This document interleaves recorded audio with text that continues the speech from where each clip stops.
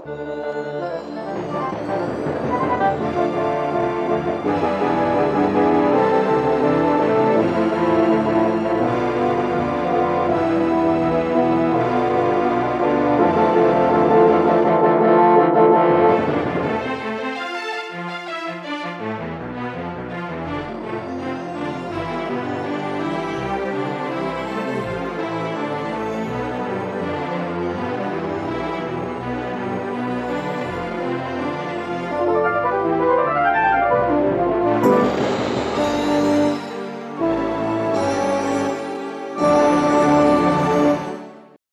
Dean, I'm the dad. I'm Laura, I'm the mom. And I'm Krysta, I'm the daughter.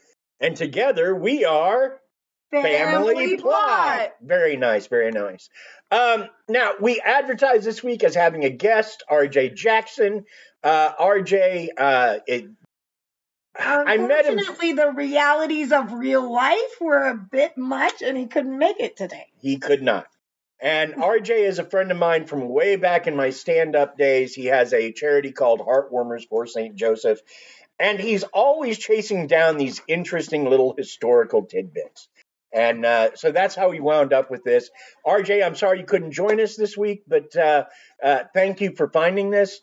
So let's get the housekeeping out of the way. A couple of ways you can help out the show financially. First is Patreon. We have $1 and $3 levels.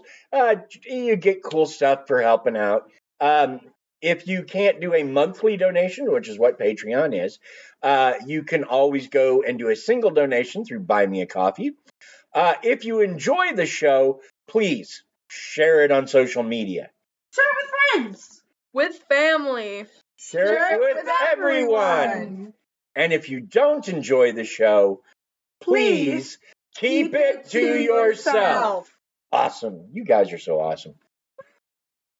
Now, tonight's topic was initially discovered by RJ Jackson. Actually, to be fair, most of the initial research was completed by John Cox of the Wild About Houdini website. So if you want more information about any of the stuff we found, that's where to go get it. Anyway, so back in the early days of Harry Houdini's career, he was known as Professor Houdini. He worked with his wife Bess. They did what he called seances for entertainment because he didn't believe in the whole spiritualism thing, but he thought he could make it a good show, which he did. Now, while performing in St. Joseph, Missouri, he attended and debunked a seance in the earliest known battle between Houdini and spiritualism in this kind of paranormal, kind of historical, man, are we glad we got friends like RJ Jackson episode of the Family Plot podcast. But first, Krysta has a corner.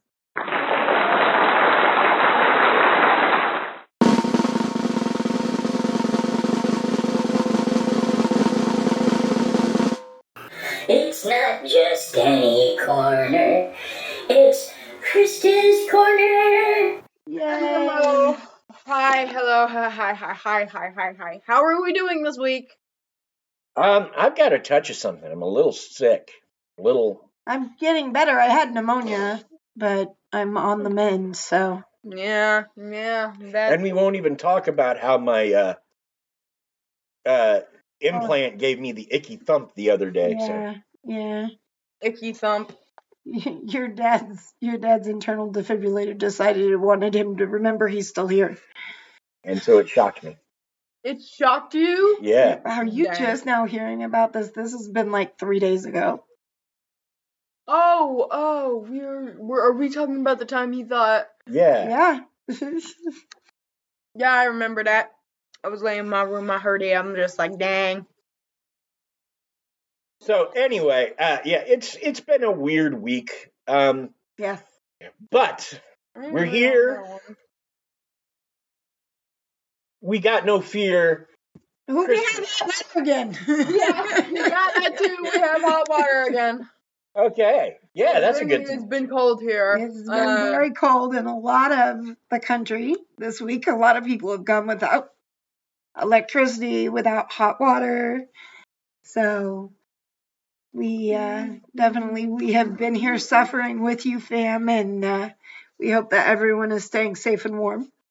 Suffering with who? With everybody in the fam who's been Oh, fighting the the cold fam. weather. Thought you said Sam, and I was like, is something wrong with Sam Riegel? No, I not thought that I Sam know. Winchester, but hey. You know, we apparently know a lot of Sams.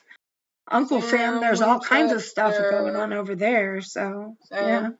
All the Sams. Sam Guthrie in Marvel Universe. There's probably some others. Probably some others. A random person named Sam. Yeah, absolutely. So, Krysta, tell us about your corner. Have you watched any more Supernatural? I watched a little bit more. I'm not very proud of myself. I made it 2 episodes further into the season 6. Okay. And then I stopped again.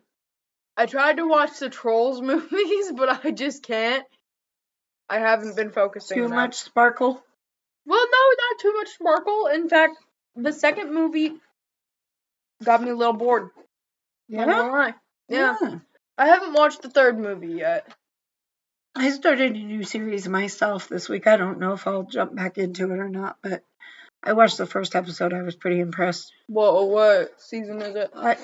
It's called Echo, and it's on Disney Plus, and it runs in the same timeline with the same actors and stuff as the Daredevil, Jessica Jones, Luke Cage, all of that.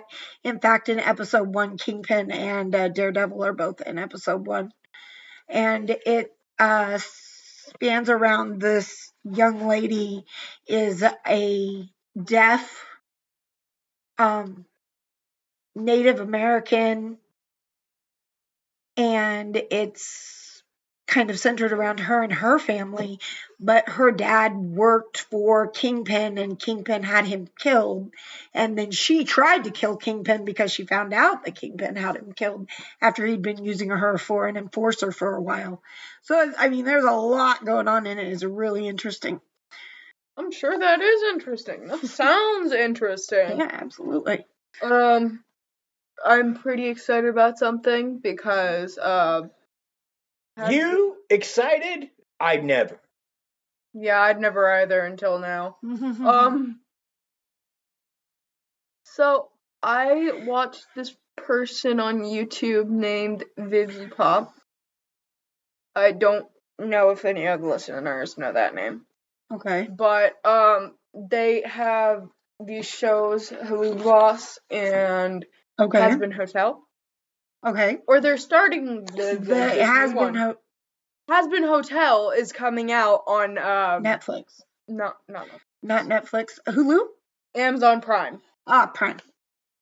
I saw the promo for it the other day. I just couldn't remember what streaming service. I really want to watch it. I don't know if we still have Amazon Prime. But I do. Your dad does. We both do. Yes. Yay.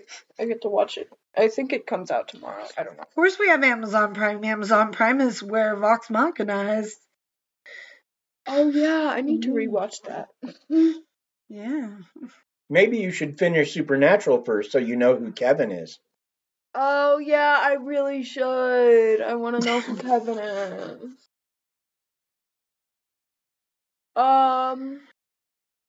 How was school? Today's the first time you've been back in what? 4 days? 5 days? Yeah, it was a while. Longer than that. It was a while. Yeah, much longer than that. I went on Tuesday and then I didn't go. I think I went Monday, Tuesday, and then I didn't go Wednesday, Thursday, Friday, Saturday, Sunday, Monday, Tuesday. Yep. So you must have forgotten what you were learning. Yeah. Well, they didn't really learn much when I was gone either. Well, nobody was there either. It was snow days for the most part. Mostly snow days, like maybe one or two. You were out one day that you were sick, but the rest of them were all snow days. Yeah, the rest of them was snow days. And they didn't even learn much on that Thursday. Like, nobody wanted to be there, so. Sorry. I didn't say anything. No, but I'm like, I don't know why I have the yawns really bad. You're going to have to cut all of that out. I don't know why I have the yawns really bad. What's I only got 4 hours of sleep last night, though, so. Yeah, why? Okay, so there was. Okay, so here's what happened. She slept in because her schedule's all off course because of the snow days. And then she took her meds late because she slept in. So then last night at 11 o'clock at night, she was wide awake. I said, Mother, how do I sleep? I took my medication midday and now I am wide awake. I have no clue how I sleep. And then and then you're just like, do your best. I'm sorry. I'm just like, I'll try. Thanks, Pooks. I hear that. I just forgot to take them this morning because nobody reminded me. I can answer that question. Here you go. You go outside and you walk on our sidewalk about 10 times front and back.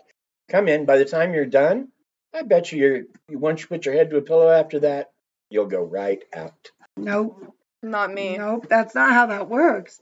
Not See, me. because that's called exercise, and exercise releases endorphins, and you can't go out and exercise and then lay down and go to sleep, or at least most people can't. You might be able to, but generally, if you exercise, it wakes you up and gets you moving. It doesn't usually wear you out so you can go to sleep. Let's put a pin in this conversation and go back to it never. Okay. Well, I'm sorry she's being smart. Jeez. She's always smart. What am I talking about? I don't know. Mother appreciation. Thank you. It's nice to be appreciated from time to time. It's nice to be appreciated all the time. Shush. So, did you have anything else that you wanted to talk about this week? Only that he needs appreciation too. Oh, for all the hard work she he loves puts her daddy. into the show. Oh, look at her giving you love. Oh, that's so That's cute. so sweet. We both gave him a half of heart. Yep.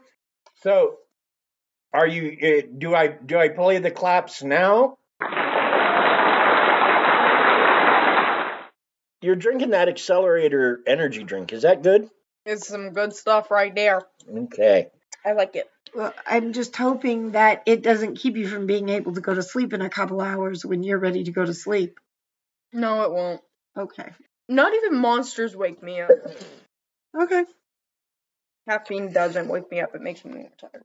So, again, I want to stress this. I will say that most of the initial research was completed by John Cox of the Wild About Houdini website. Credit where credit is due. And I'm glad no one can read this other than us, because no one will know unless I tell them that instead of D-U-E, I put D-O because I'm a... Don't say stuff like that about yourself. No, that's not how we go. So it's important before we get into this that we have to talk about the rise of spiritualism. It begins with the Civil War on April 9th, 1865, even though I've written 1965 because I'm apparently... You were, there was a lot going on. It's all right. It's all right. But on April 9th, 1865, the U.S. Civil War ended, and by that point, over 750,000 people had been killed. Wow. So many people had been killed, and because of the unique politics of the situation, there was often not time, or it was not appropriate to mourn them. That's rough. Also, due to the lack of an official way to report the deceased, often details were left out. This led to a high interest in people speaking to their loved ones that had passed, and this led to a rise in spiritualism. Gotcha. Now, by 1897, spiritualism is believed to have 8 million adherents in the U.S. and Europe. I will say most of the spiritualists were charlatans, if not all of them. Now, we've talked about some of these people in our episode about Missouri spiritualist and con man, John Henry Mott. Another story fed to us by the inimitable and amazing R.J. Jackson. We discussed the nationally famous Fox sisters, including Leah Foxfish, who inspired a furry character by our own Krysta. Yeah, I forgot about Leah Foxfish. Leah Foxfish! And I made a koi fox. Yes, you did. And the Fox sisters eventually admitted to being frauds, before they denied being frauds and started touring again. But they were never able to recapture the success they had back when everybody thought it was all real. Right. Now, while I have met mediums who seem to have a gift for speaking with the deceased, most of the spiritualists at this time were sooner or later proved fraudulent, and most used their gifts for self-enrichment. Well, and I want to stop there for a minute because we've certainly got plenty of time this evening to talk about things. But keep in mind that while, yes, there was a large request for people who had these abilities, we're still it was still very much a prim and proper society, especially trying to scrape their way back from the Civil War and all of that unrest. So even if you did actually have those talents, you would have to be pretty sure of yourself to take a chance to go among the grieving and try to speak for their departed. Right, which is why most of the people who did so successfully were frauds. Right. Because it's rare for that sort of talent to work alongside business acumen, apparently. Yeah, you never hear about the guy that founded or the girl that founded a business based on her knowledge of the future. Right. And I will say that most of the people I know who have that mediumship ability also seem to be almost completely lacking in like survival skills. And when I say that, I don't mean there's anything necessarily wrong with them. It's just that the people that I believe and that I've talked to will talk about how it took them forever to figure out that some of the people that tried to talk to them were dead. They appear to them just like the living do. Right. And so when someone is talking to things and people that aren't there, because the rest of us can't see them, it seems to get them moved out of, invitations to nice parties and hanging out with, business people. Yeah, it makes people a little uncomfortable, I would imagine. So, and then the other thing that we need to talk about here is Harry Houdini long had a thing against spiritualists, but most people place that about 1913 when his mother died. And he went to spiritualists looking for his mother. Right. And he never found her. And that right there was the end of spiritualism for him. Right. But that's 1913. And most people seem to think that's when it started. But the story we're discussing proves he was doing that for a long time. Way before. Yeah. Now, normally we would have a word from our guest here, but since our guest had to step away, we're going to skip that. And I'm going to let you talk about Harry. All right. So, as Dean mentioned, we have discussed Houdini before, and sooner or later we will most certainly do a full episode dedicated solely to him. So a short overview here. Harry Houdini was a magician and escape artist. He later gained reputation as a man who hated spiritualists, at least the ones who preyed on people, which in his view was most of them. In 1897, he was touring with Dr. Hill's California concert tour. These tours featured scantily clad strong women, the fast-talking doctor himself hawking products on stage, mildly risque song and dance men, animal acts, and Harry and Bess Houdini, who did seances for entertainment as well as illusions. Houdini would come into town early, check obituaries, visit the local cemetery, talk to people, so when he did the show, his seance would wow the crowd, referring to the recently deceased and incorporating local flavor. This was common for Houdini. As an escape artist, he would send friends into towns where he was due to perform to wrangle keys for him to allow him to escape from local contraptions and situations.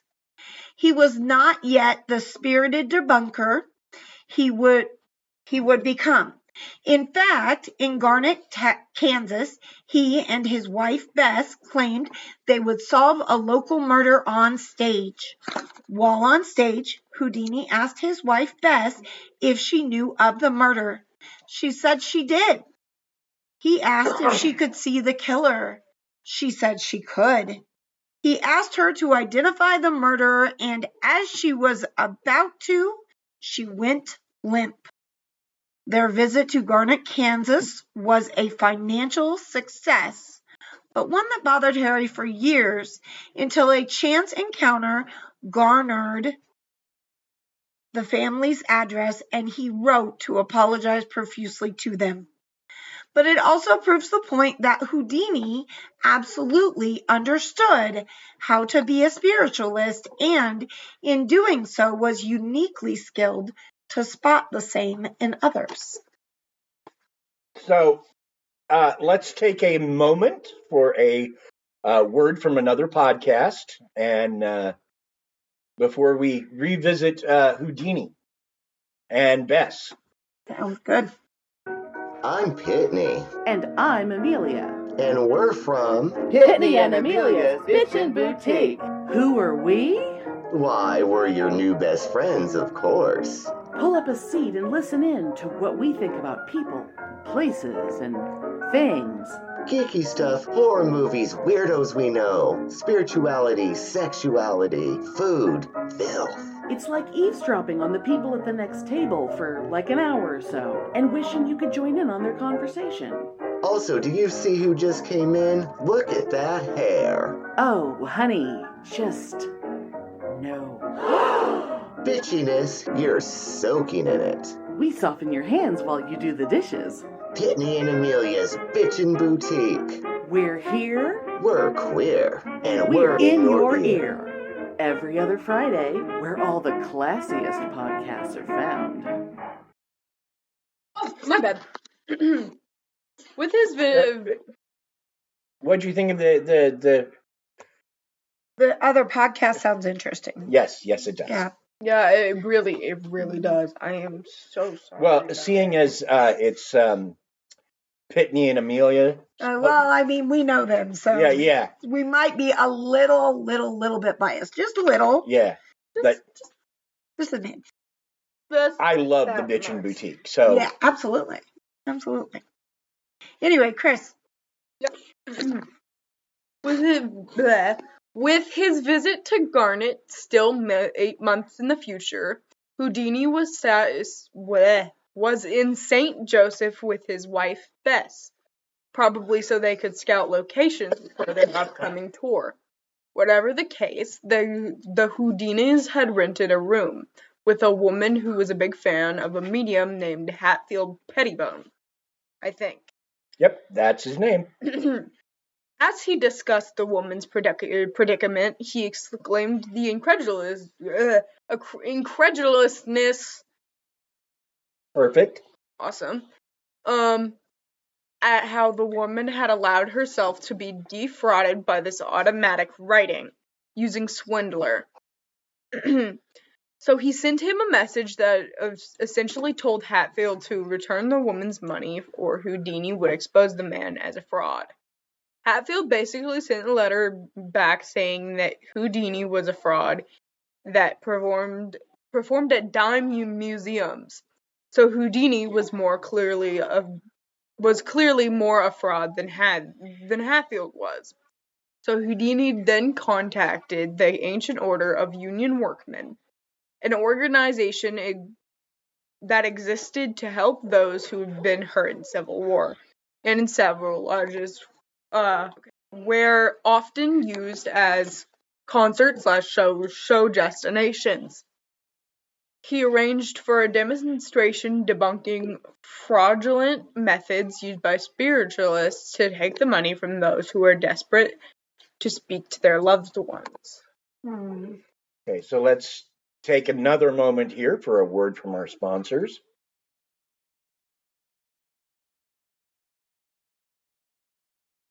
Hey, babe. Yes. I feel sponsored. I also feel sponsored. Apparently, so does Shishi. Yes, Sion feels so definitely sponsored feels today. Sponsored. Now, okay, so let's talk a bit about Hatfield Pettibone. When I first read through the information, I thought he was local to St. Joe. He's not. Okay. But Houdini's young here. He's still traveling with his wife. He's referring to himself as Professor Houdini, and he's traveling with Bess. This is long before he's a famous name. Right. So this Houdini hasn't done the things he's going to do. Right. And so Hatfield, who was the senior performer among them, kind of felt like Houdini was an upstart. Yeah, or at least chasing after one of his betters. Gotcha. And that's the thing that he was talking about is like, I perform at gatherings, you perform at dime museums. Right. And so he was trying to shoot Houdini down. Yeah. Unfortunately, Houdini knew what he could do, and he knew it well. Yes. So the show that Houdini comes up with is basically, he's not mentioning a specific person. He's just doing this show to show methods. People how it could be done. Right. How these spiritualists can fox them, if you want to use that name. Absolutely.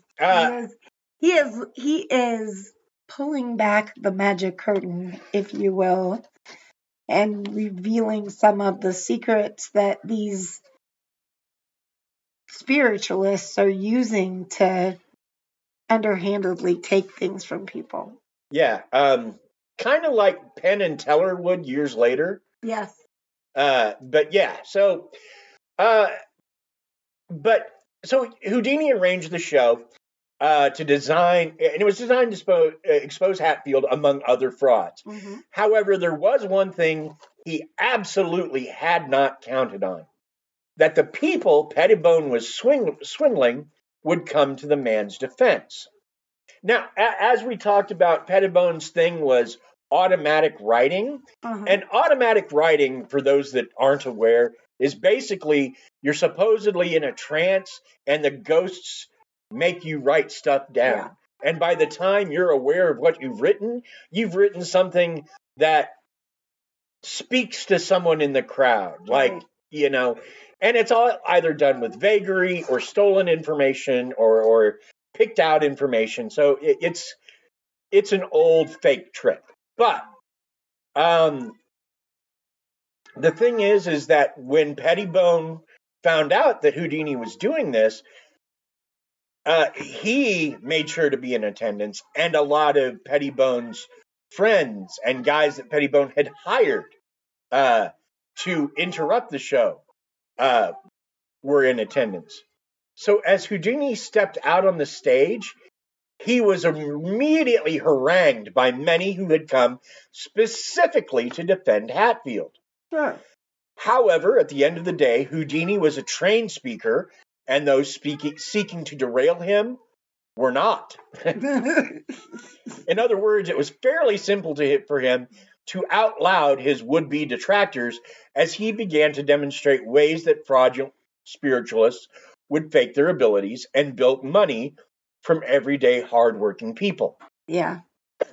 In fact, when speaking about it later, Houdini said Pettibone's friends were present in goodly number, but all they did was make the audience louder and swell the gate receipts, which basically was his way of saying they paid for their tickets. Yep, absolutely. So essentially, and not only did they come to try to destroy the show, they made sure he made more money from it. Yep. Which wasn't really his goal, but okay. That's okay. So in the end, all Pettibone's friends did was yell. And while sticks and stones can break one's bones, words will never hurt.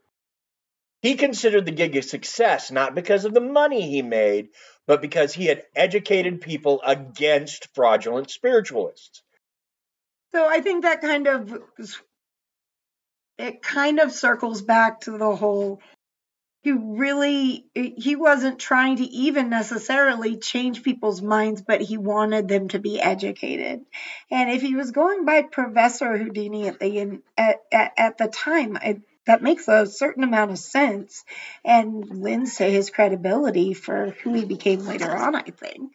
Yeah, well, someone else we will wind up talking about is Arthur Conan Doyle. Because we've got... who was friends with Houdini, correct? Yes, they were best friends. Yeah.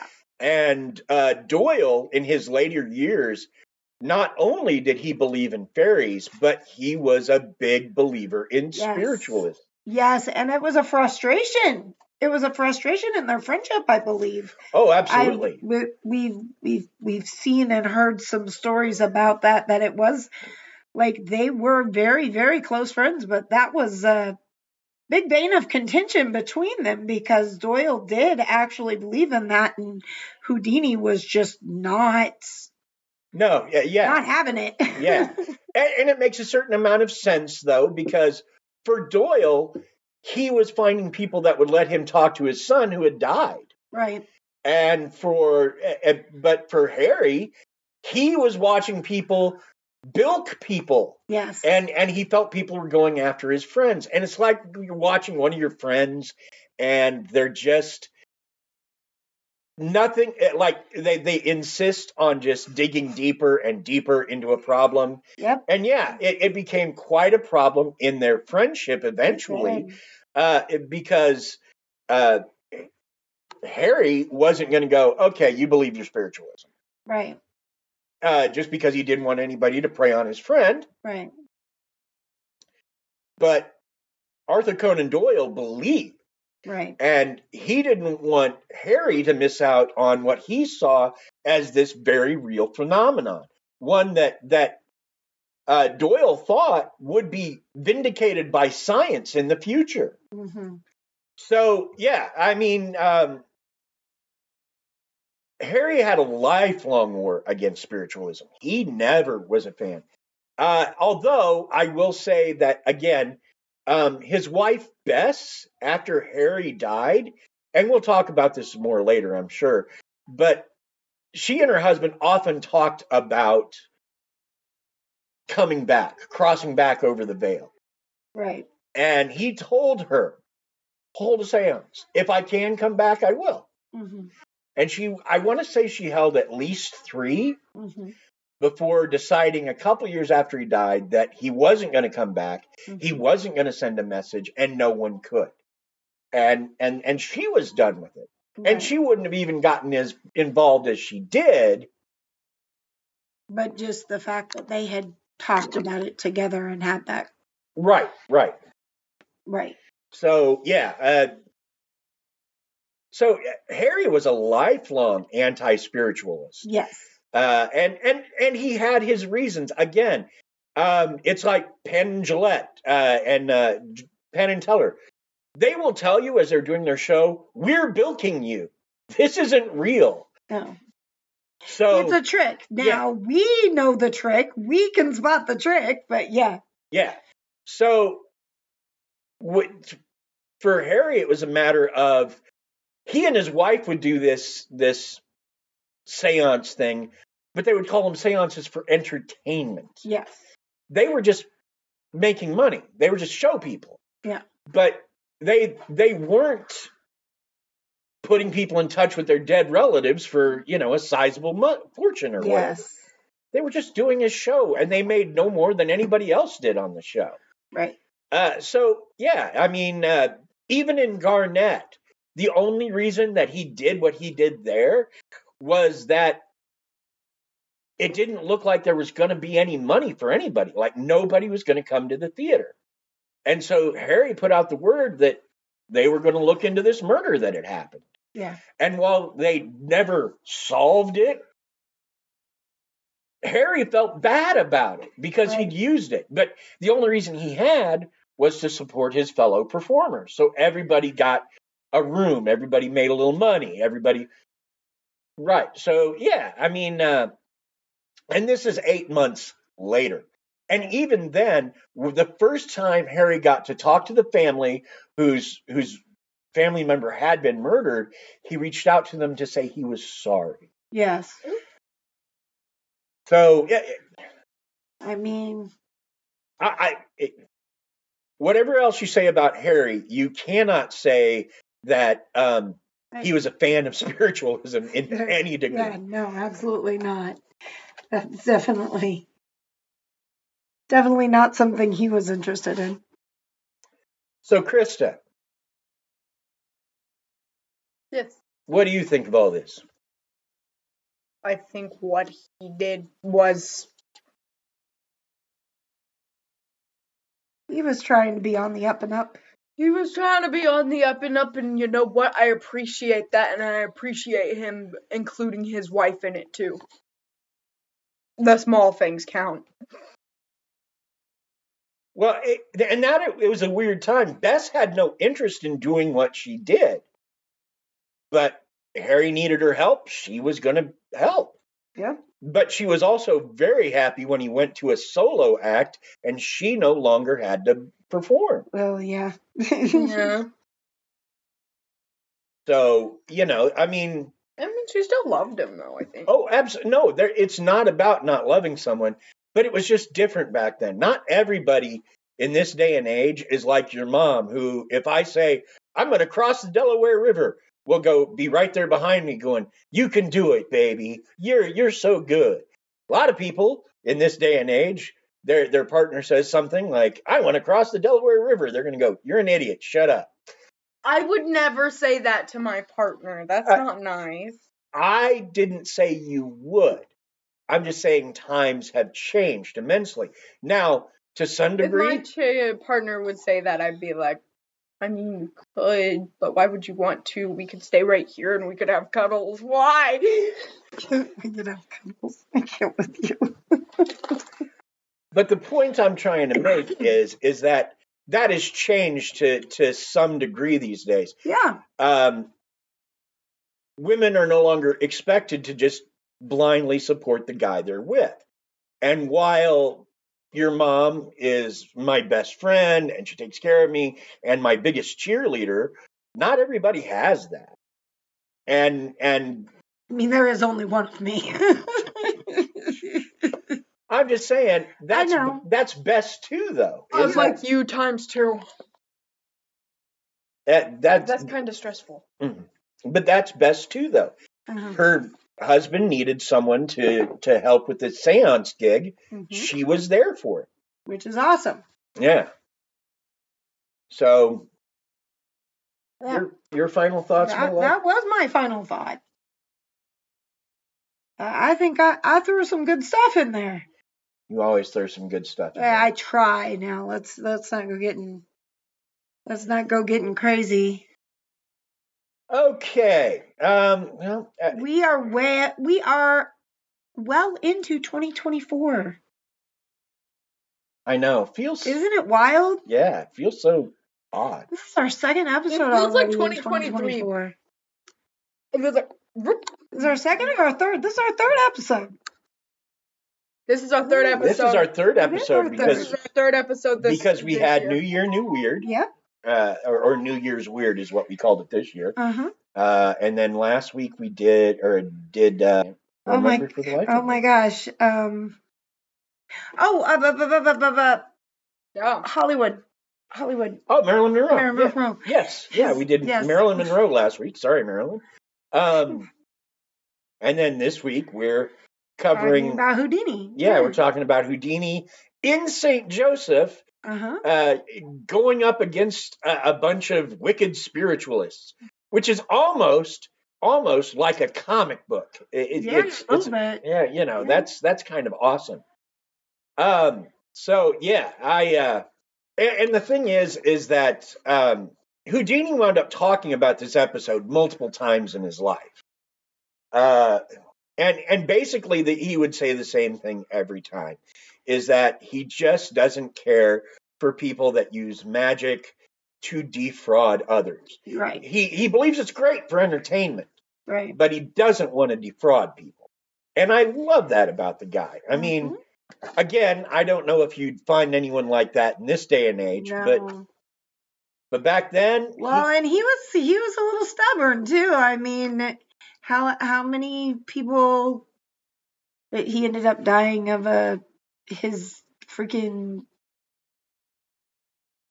appendix ruptured. That's what they thought actually finally killed him, because he was stubborn, wouldn't stay at the surgeons or something. Yeah, something like that. I don't remember the exact, but it was like, he might not have died if he had listened, kind of thing. Yeah. And he was like, the show must go on. So, I mean, he definitely had his sticking points.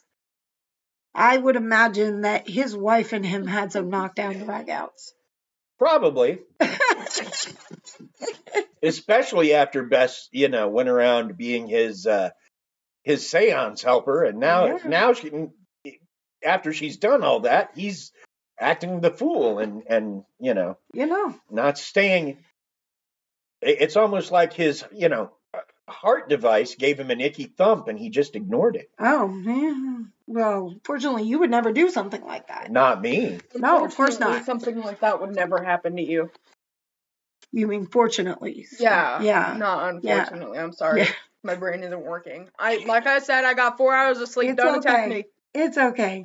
It's been a long day already. But, hey, that brings us to the end of our show. Yes. Thank you for listening. Always thank you for listening. Yes. We don't get to do this if no one listens. So thank you. Thanks for keeping us in the Good Pods Top 100. I swear every week we get another email that we're in there. And more often than not, we're hitting on the history side these days. So thank you. That's awesome. We've been doing some historical stuff, which we enjoy. We do. Also, thanks for joining our Facebook group. A great place to hang out and give us suggestions for episodes. Thanks again to RJ Jackson, and please support his work on Heartwarmers of St. Joseph, as well as his independent film and Justice for All, and anything else the man's involved in. Thanks to Bill Behrendt, that last name is spelled Behrendt. Bill is the one who designed our theme music. Bill is also a musician and one half of the Rusty and Dusty podcast. If you need music for a project, Bill's your guy. Or if you need someone to just perform at an event, Bill will do that as well. You can reach him at billbehrendt@sbcglobal.net. Thanks also goes out to Paige Elmore of the Reverie Crime Podcast. Now, if you need a true crime podcast, Paige has got you covered, but she's also got herself a Canva addiction. And in addition, she has combined that with some of our own Krysta's artwork to make some logo art for us. Thank you, Paige. Thank you, Paige. Thanks to Aaron Gnurk of the Big Dumb Fun Show, who continues to promote us locally. Join us next week for our episode on the Axeman of New Orleans. Oh, boy. Bye.